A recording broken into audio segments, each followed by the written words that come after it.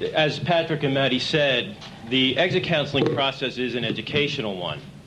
And it's educational for both the family and the member in the group.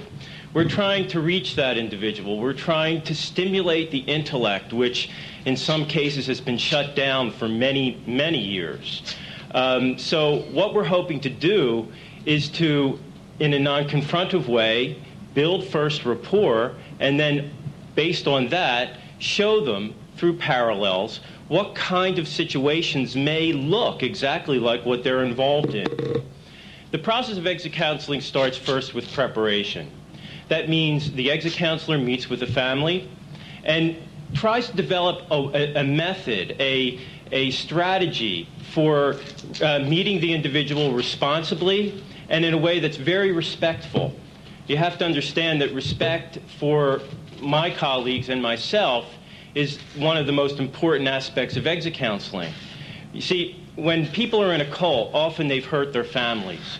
And that can be a very difficult situation for a family to understand. But what they have to understand is that that core personality, the individual inside, is still there. And yet stimulating that individual is what we're trying to get to. We're trying to get that individual inside to come back out again after layers of ideology, of trance induction potentially, of shut down intellect. We have to reach that core person. And in order to do that, we need the family's help. We're working as a team. Exit counseling isn't a magic bullet that we come in with the magic words that are going to stimulate that individual to leave their group experience within 3 hours. So we have to work very closely with the family to develop a strategy that's going to work for the individual who's in the group, and also for the family to feel comfortable with. It's very important that, you know, in some family systems, in some families, it's not all right to be in any way deceptive. And that's not what we're all about. We want to work with you to develop a strategy, and that's where the art aspect comes in. We need as much information about the group as possible. There are possibly 3,500 different cultic groups throughout the United States. The large groups that have been in existence for a number of years that publish incredible amounts of information, we may have some information on and know what the beliefs are, and they also have a track record independent of the ideology, which is important, that we're looking not only at the ideology, which really isn't the issue, it's the behaviors that the ideology elicits. And so we want to make sure that we have as much information about that group as possible. So in order to get that information, rapport needs to be maintained. It's the most important first step. Because often when individuals start to see that their loved one is behaving differently than they've ever behaved before, that the phone calls are only coming once every 3 months instead of on a weekly basis, it sets up a condition within the family where they feel as if they're being ignored. They're feeling hurt. And these are legitimate feelings, which is why I feel it's beneficial for the family to work with mental health professionals who have an understanding of the cultic issue. In developing the educational approach, we need as much information as possible, as I said. And so we're dependent on that family's relationship, especially for the small self-styled group where there really isn't any information in the general public. So we need the family to help us gain access to that information. This is essential. We don't want to do a half-baked job. We don't want to go in speaking through non-information with no knowledge of what's going on in that group system. So that's really the first most important thing. First preparation, for the pre-intervention, education to develop a strategy to reach that individual in the intervention.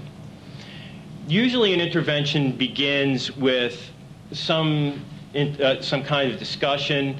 Usually the family begins it, and then the exit counselors are introduced, having had some experience with group systems, it's important that you know that that individual has some sensitivity for the kind of group that your loved one has been involved in, either through research or very similar experiences.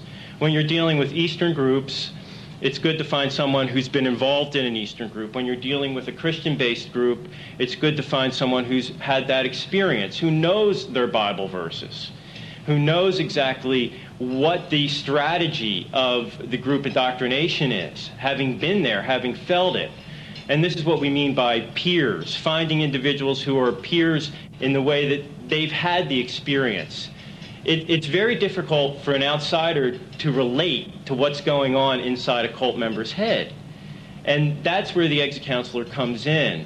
We're able to describe that reality, as difficult as it may be for the family to relate to.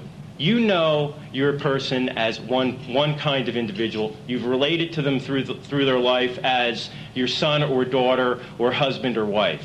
Suddenly you begin to see a change. What's causing that change? They're suddenly ignoring you. Well, there's something going on within their thinking process that's changed. We need to pinpoint that. We need to find out what the hooks are. What's the interest? What intrigues them about this group? You have to understand that so many people feel let down if we come from one religious belief, the family culture, the family system has been one way, and suddenly somebody turns around and rejects that. It's as if they've rejected you. And so one of the biggest humps to get over is that it's not that your loved one talking, it's the cult talking. The cult is really the source that we want to attack, that we want to explain, that we want to educate them to take a look at. And often it's very difficult for the family to understand that. Within the process of the 2, 3, 4 days of the exit counseling process, you begin to see possibly a change in the thinking, in the way they address the issues. They're more open. They are listening instead of shutting down or getting angry. But you have to expect that at some point during the intervention, there will be anger that comes out. And you have to understand that the cult member is in a love relationship. It's as if they found that person that explains all of their reality and gives them a path to a future that they feel has all the answers. So for any of us who've been in a cult, it's that moment of unsurety in life, which we've all experienced. At that moment, a cult group comes and fills them up with some explanation for their reality. And so